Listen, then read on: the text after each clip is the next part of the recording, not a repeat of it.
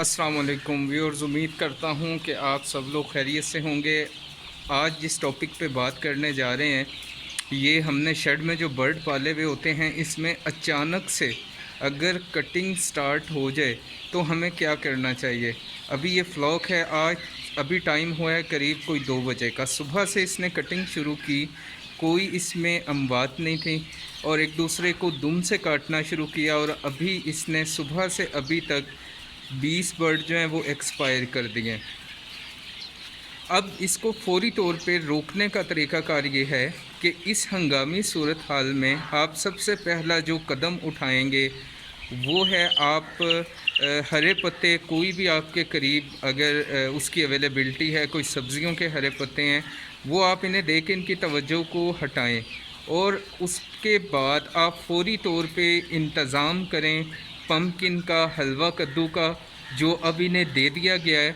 और हलवा कद्दू के डालते ही कटिंग जो है वो रुक गई है।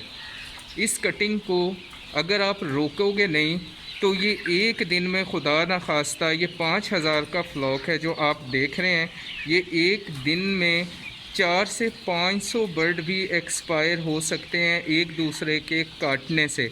इसकी वजह क्या बनी? इसकी वजह अब हम जानते हैं। हल तो मैंने आपको इसका बता दिया। वजह इसकी ये बनी कि पिछले 5 रोज़ से मुसलसल जो गर्मी की शिद्दत का तनासुब है वो बढ़ रहा था और इससे पहले ठंडक थी मौसम में। अब हुआ ये कि दिन की गर्मी की वजह से, स्ट्रेस बढ़ने की वजह से इन्होंने एक दूसरे को काटना शुरू कर दिया। रिवायती फार्मिंग में ये मसला आता है, फ्री रेंज फार्मिंग में ये मसला बिल्कुल नहीं आता। अगर फ्री रेंज फार्मिंग में बर्ड सुबह के टाइम बाहर निकले और शाम को अपने घर में आए, फीड के टाइम फीड खा के निकले, फीड खा के वापस आए, तो वो ये कटिंग करने का जो अमल है, चाहे गर्मी हो या सर्दी हो, तो उससे इस पे कोई फ़र्क नहीं पड़ता। वो कटिंग नहीं किया करते, बल्कि बिल्कुल जो है वो नॉर्मल इनका बिहेव होता है। अभी ये पम्पकिन डालने के बाद आप अपना जो भी फॉर्म पे आपका लड़का है उसे कहें कि चक्कर लगाए। यकीनी तौर पे ऐसे बर्ड नज़र आएंगे जो दुम से थोड़े से ज़ख्मी हो, खून का निशान जो है उस पर लगा हुआ होगा, आप उनको निकाल लें। उनके पर पे भी अगर खून के निशान लगे हुए हैं तो आप उन्हें उठा लें, क्योंकि उस पर ख़तरा है कि दोबारा से अटैक ना हो जाए। अब ये वाला फ्लॉक जो आप देख रहे हो, इसकी चूंचें भी काट दी गई थी कोई 13 या 14 दिन की उम्र में। ये जो फार्मर हैं इन्होंने इनकी चूंच भी काट दी थी, जिसको डिबेकिंग बोलते हैं। तो वैसे तो इसको अब कटिंग नहीं करना चाहिए थी, लेकिन ये कटिंग फिर भी कर रहा है। तो कटिंग की वजह मैंने आपको बताई। इसकी वजह क्या बनी? गर्मी की शिद्दत और बाहर शेड से इसका ना निकलना, क्योंकि इसने यहीं पे पलना है, यहीं पे जवान होना है। तो अब इसमें रिस्क जो है ना वो ज़्यादा है। आप पम्पकिन जो है उसको डालने के बाद, ज़ख्मी चूज़े निकालने के बाद, आज रात का जो अमल करेंगे, यानी अगर आपके फ्लॉक में खुदा न खास्ता ये आता है, तो आप रात का जो अमल करेंगे वो आप अमल करेंगे कि लाइट्स जो हैं उसको आप ऑफ़ कर देंगे। ये अभी एक चूज़ा निकाला है जो दुम से ज़ख्मी है, ये आपको दिखाते हैं, आप देख लें। ये ऐसे अंदर फ्लॉक से, ये देखें इसकी दुम की साइड जो है ये ज़ख्मी हुई हुई है, यहाँ से ये कर रहे हैं, नोच रहे हैं एक दूसरे को। तो ये वाले चूज़े आपने निकाल लेने हैं और इनको आप पायोडीन लगा दें दुम पे, या हल्दी पड़ी हुई है वो लगा दें ताकि ये रिकवर हो जाएं। और बाकी फ्लॉक जो है इसकी रात को आपने लाइट बंद कर देनी है और सुबह के टाइम आप इसको 4 साढ़े 4 बजे, जिस टाइम पे भी जो भी फीड का टाइम रखा हुआ है आपने 5 बजे का, फीड डालने के बाद जब सूरज की रोशनी तेज़ होती है 7 या 8 बजे के करीब, क्योंकि आजकल के दिनों में 7-8 बजे सूरज में काफ़ी तपिश होती है, तो आप उस टाइम पे इन्हें पम्पकिन दें और पीने के पानी में आप एस्कॉर्बिक एसिड इन्हें मिक्स करके दें। तो वो बहुत हद तक जो है इसको कंट्रोल करेगा हीट स्ट्रेस से।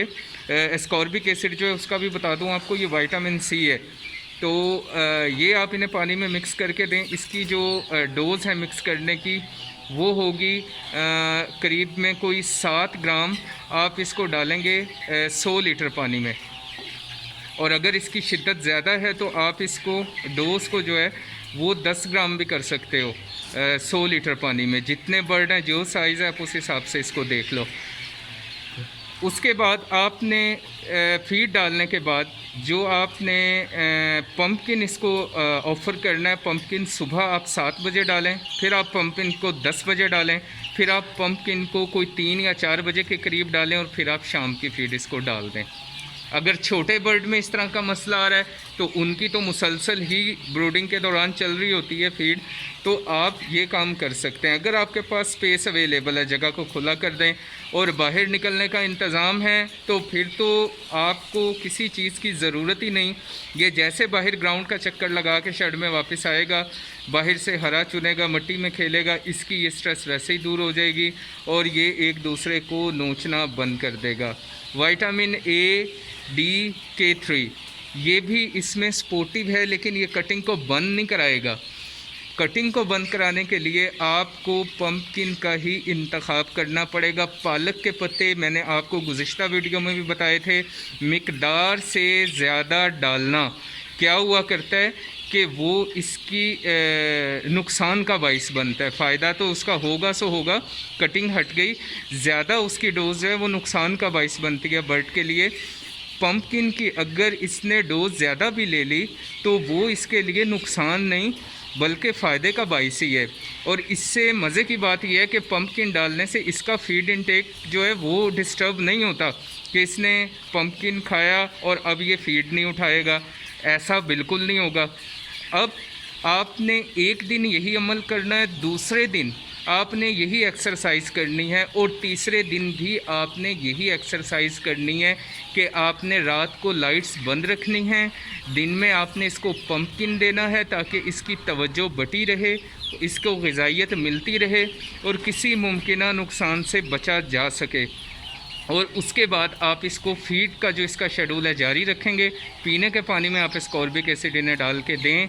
ये अमल आप करें, इसको दोहराएं, लेकिन इसमें तीनों दिन आपने मॉनिटर यही करना है कि अगर कोई चूज़ा आपको ज़ख्मी आता है तो इब्तदाई तौर पे आप उसे उठा लोगे तो वो ना सिर्फ उसकी जान बचेगी बल्कि दूसरे बर्ड भी एक दूसरे को नोचने से बच जाते हैं, क्योंकि एक बर्ड को ज़ख्मी देख के पूरी फ़ौज चूज़ों की उसके पीछे लगती है और जब तक कि वो एक्सपायर्ड नहीं उसे कर देते वो हटते नहीं हैं, बल्कि अंदर से उसकी आंतें वगैरह भी निकाल के खा जाया करते हैं। इसका हल ये आपको मैंने बता दिया।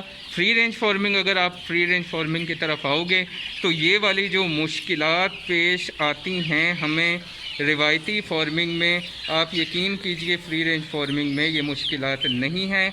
अगर मुतवाज़िन ग़िज़ा को साथ जारी रखा जाए और बर्ड की वैक्सीन प्रॉपर की जाए तो फ्री रेंज फार्मिंग से बढ़िया कोई अमल नहीं है।